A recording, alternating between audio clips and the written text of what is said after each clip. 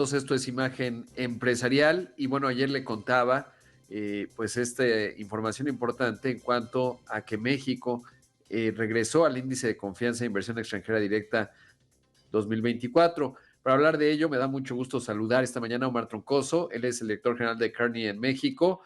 Omar, ¿cómo estás? Buenos días. Gracias por tomar esta comunicación. Al contrario, Rodrigo, buenos días. Omar, comenzaría por preguntarte cómo realizan este índice, cuál es, digamos, la metodología, a quién le preguntan y comenzar por ahí. Sí, es una encuesta que se le realiza a miles de inversionistas alrededor del mundo, eh, encargados, digamos, dentro de las empresas, pueden ser CIOs, CEOs, COOs, de canalizar los recursos de sus empresas a, a inversiones nuevas y sobre todo aquellas empresas que están pensando en hacer inversiones extranjeras.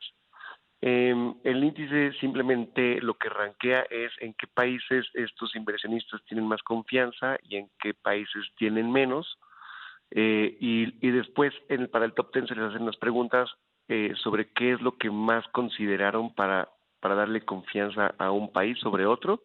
Sin embargo, no podemos saber a nivel país, digamos, qué hizo que, por ejemplo, México ahora regresara al top 25, en este caso a la posición 21, o por qué Brasil está arriba que México. Lo que sabemos es, en general, lo que nos están diciendo es México ya recuperó la confianza de los inversionistas y actualmente, bueno, está por debajo de muchos otros países, pero ya por fin regresamos al top 25. Claro, por supuesto. Ahora, es muy interesante cómo se ha colocado México a lo largo del tiempo, porque pues ha habido una evolución, ¿no? Y ustedes plantean ahí pues cómo ha estado nuestro país en materia a lo largo de distintas administraciones. Las preguntas siempre han sido las mismas, es decir, se ha mantenido constante la metodología desde 2001, que es lo que veo en la presentación, pues que ahí estamos, llegamos a estar en la posición quinta y ahí hemos ido cambiando, bueno, hasta en la tercera en 2003. La metodología ha sido la misma. Eh, yo creo que sí hay un poco de inestabilidad de cómo percibe la comunidad de inversionistas alrededor del mundo a México. Como dices, hemos estado en el top 5, hemos estado inclusive en la tercera posición, luego pasamos top 10, top 20, hemos salido del ranking, ¿no? Eh, entonces, digo, lo que demuestra es que los inversionistas pues pueden tener mucha confianza en un país y de repente pueden perderla también, ¿no? También puedes ver un país como Estados Unidos que lleva 12 años siendo consecutivamente el más atractivo por la estabilidad que tiene, por el tamaño del mercado, etcétera, ¿no? Claro, y hay un tema ahí, si uno trata de sacar alguna correlación, bueno, pues no hay una muy clara, porque como dices, hay mucho movimiento, pero es cierto que cuando, digamos, vas hacia un proceso electoral, pues suele, bueno, depende, ¿no? Porque de repente en 2006, por ejemplo, habíamos remontado un poco relativo a 2005, pero luego en 2012 pues ya no estábamos, pero en 2017 estable, en fin, entonces es interesante entender cuál es esa percepción, pero estamos hablando obviamente de una percepción global que es interesante, en donde evidentemente, como ya nos dices, pues no se puede saber exactamente qué ven en México, pero es evidente y lo citan en el análisis, pues el famoso nearshoring y las inversiones que están llegando a México. Sí, exacto. Creo que podemos ver a México entrando, saliendo del ranking, pero lo que sí vemos hoy en día, que es lo que está fortaleciendo al país como un lugar para recibir inversiones, es la consolidación como el país que va de la mano para ayudar a Estados Unidos a su relocalización de toda su cadena de producción. Entre el nearshoring y el reshoring hemos estado hablando mucho, llevamos años nosotros, incluso también con el reporte que hacemos del Reshoring Index, viendo, escuchando que algo venía, pero que no se lograba ver en los números macroeconómicos. Veíamos a Estados Unidos continuando con sus importaciones, creciendo mucho, teniendo importaciones de los países asiáticos, no creciendo su manufactura, etcétera. Entonces, cuando nosotros estábamos en la frontera, cuando estábamos hablando con gente que estaba en la industria en Estados Unidos, nos decían, sí, ya estamos repatriando todo, pero no se veía. Yo creo que lo que está sucediendo hoy en día es que ya se ve. Ya México es el top uno de importaciones hacia Estados Unidos, de importaciones en Estados Unidos. Canadá incluso también está creciendo bastante.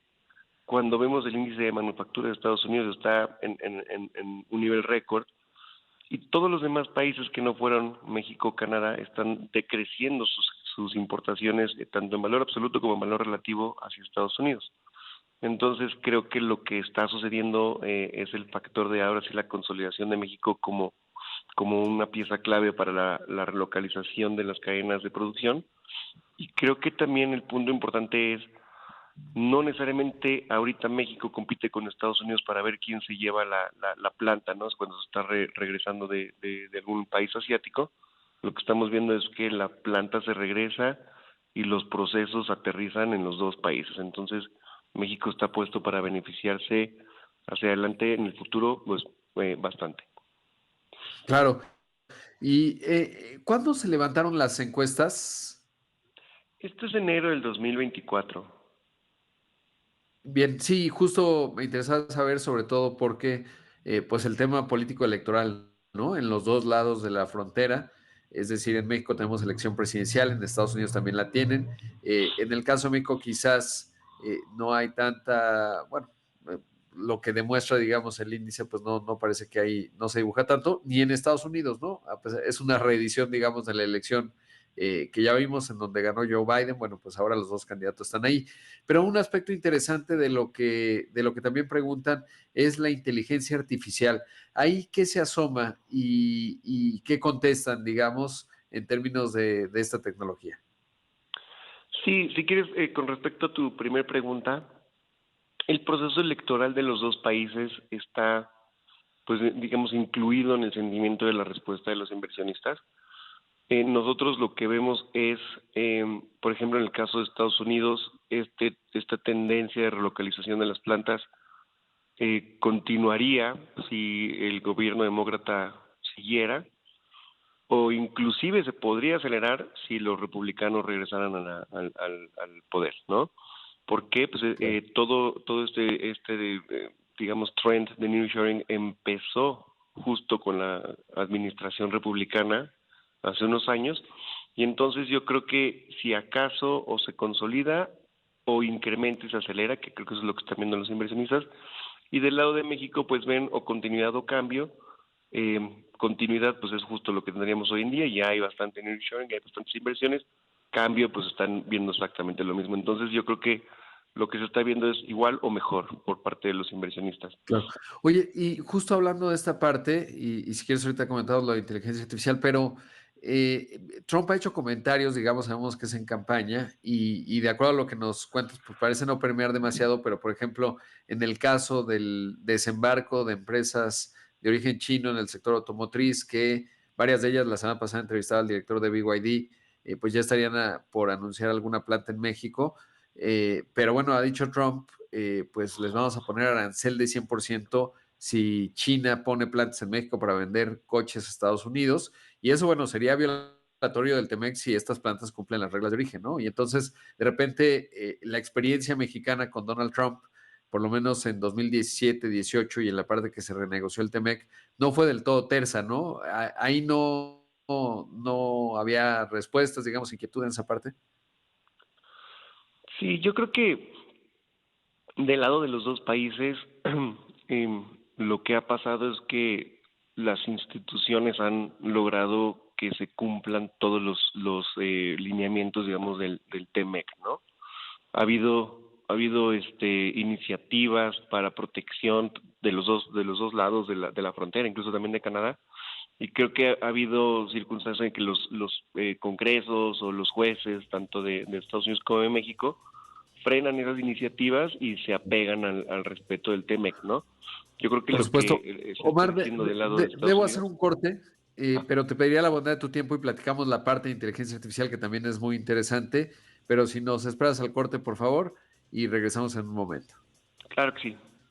Gracias. Ahí estamos escuchando a Omar Troncoso, director de Kearney. Regresamos con más. A propósito, pues, de este indicador de confianza en la inversión de los países en donde México regresa a la posición 21. Y bueno, estábamos platicando, Omar, acerca de la elección, digamos, en el contexto de las opiniones que se levantan en las encuestas que hicieron en enero de este año y bueno, pues toda la complejidad que hay, pero ya nos decías, finalmente, cuando vemos la experiencia mexicana con el gobierno de Donald Trump, pues se sacó adelante la renegociación del TEMEC, eso por un lado, el Tratado de México, Estados Unidos y Canadá que renovó al Telecán y finalmente pues funcionó, ¿no? Hasta donde llegó Trump y obviamente ha funcionado con el presidente Biden.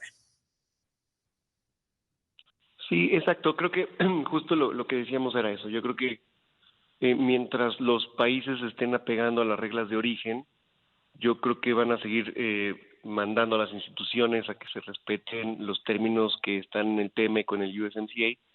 Y creo que los comentarios sobre las inversiones, principalmente de China, que se basan en México, digamos, para producir los carros, creo que va muy de la mano a decir, si no estás cumpliendo las reglas de origen y si nada más me estás mandando un carro semi-armado, semi-ensamblado de China hacia México para meterlos sin impuestos, eso sí no va a suceder. Entonces yo creo que ese es el mensaje de la administración. Hay mucho ruido de si está sucediendo eso con algunos otros productos y yo creo que lo que sí podríamos esperar es que se endurezcan las reglas para checar las reglas de origen de todos los productos que se estén exportando hacia Estados Unidos. Claro. Y el tema de la inteligencia artificial, en lo que asoma en los resultados, un 32% dice utiliza de manera significativa la inteligencia artificial, un 40% uso moderado.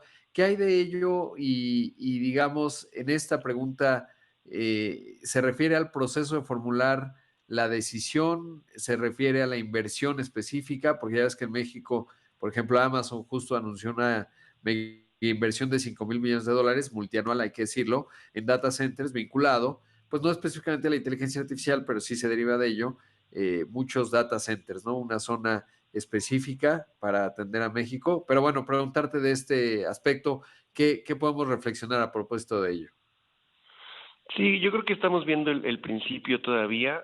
Queríamos entender si los inversionistas ya estaban incluso considerando usar la inteligencia artificial. Yo creo que sorprendentemente la respuesta fue no la estamos considerando, ya la estamos usando bastante y la vamos a usar mucho más, ¿no? ¿Cuál es el impacto de eso que vemos en el corto plazo? Pero que en realidad las decisiones cada vez van a ser más objetivas de dónde tomar una decisión y menos subjetivas si se está usando, digamos, la recomendación que sale directo de algún chatbox de inteligencia artificial.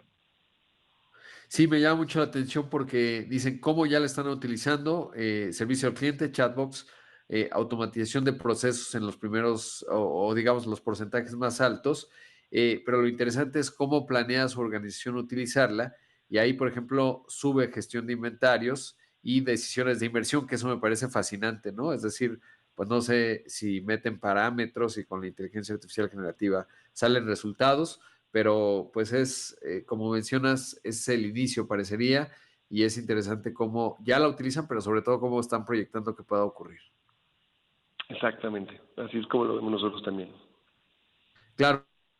Ya por último, Omar, saber en el contexto, digamos, de lo que se ha ido acumulando en los resultados de este índice de confianza, ¿cuál sería tu última reflexión, obviamente, relativa a México? Sobre todo porque es interesante, pues finalmente, y lo mencionabas, va cambiando mucho, es mucha la percepción de los inversionistas, es importante por digamos, todos los años que se ha venido realizando, pero ¿cuál sería la última reflexión de cara a México en lo que resta de este año, considerando un poco lo que ya hemos platicado, el tema electoral, pero sobre todo la gran tendencia de reconfiguración de cadenas de suministro en el contexto de un alejamiento China-Estados Unidos?